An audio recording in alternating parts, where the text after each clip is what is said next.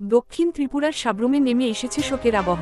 আনুমানিক ৮০ বছর বয়সে প্রয়াত হলেন প্রবীণ শিক্ষক ও সাংবাদিক সুকান্ত দাসের পিতা যোগেন্দ্র দাস।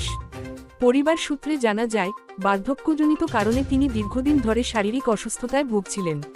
বৃহস্পতিবার গভীর রাতে হঠাৎ শারীরিক অবস্থার অবনতি হলে তাকে দ্রুত সাব্রুম মহকুমা হাসপাতালে ভর্তি করা হয়। চিকিৎসকদের সর্বাত্মক চেষ্টা সত্ত্বেও চিকিৎসা চলাকালীন রাত প্রায় ২টা নাগাদ তিনি শেষ নিঃশ্বাস ত্যাগ করেন। তার মৃত্যু সংবাদ ছড়িয়ে পড়তেই এলাকায় শোকের ছায়া নেমে আসে। শুক্রবার সকালে খবর পেয়ে সাব্রুমের সাংবাদিক মহলের সদস্যরা তার বাসভবনে ছুটে আসেন এবং শোকসন্তপ্ত পরিবারের পাশে দাঁড়ান। পাশাপাশি পাড়া প্রতিবেশী, আত্মীয় স্বজন ও এলাকার বহু মানুষ উপস্থিত হয়ে তাকে শেষ শ্রদ্ধা জানান। সবার চোখের জলে শেষ বিদায় জানানো হয় এই সম্মানিত মানুষটিকে। পেশায় একজন শিক্ষক হিসেবে যোগেন্দ্র দাস দীর্ঘদিন ধরে নিষ্ঠার সঙ্গে শিক্ষাদান করে অসংখ্য ছাত্রছাত্রীর জীবন গঠনে গুরুত্বপূর্ণ ভূমিকা রেখেছিলেন।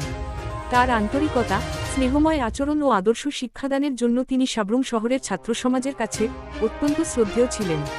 তার অনেক প্রাক্তন ছাত্রছাত্রী আজ বিভিন্ন ক্ষেত্রে প্রতিষ্ঠিত, যারা এই শিক্ষকের স্মৃতিকে গভীর শ্রদ্ধায় স্মরণ করছেন।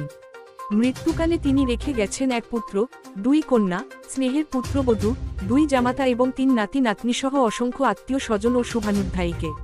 তার প্রয়াণে পরিবার পরিজনের পাশাপাশি সাব্রুম শহরের শিক্ষামহল ও সাধারণ মানুষের মধ্যেও গভীর শোকের ছায়া নেমে এসেছে।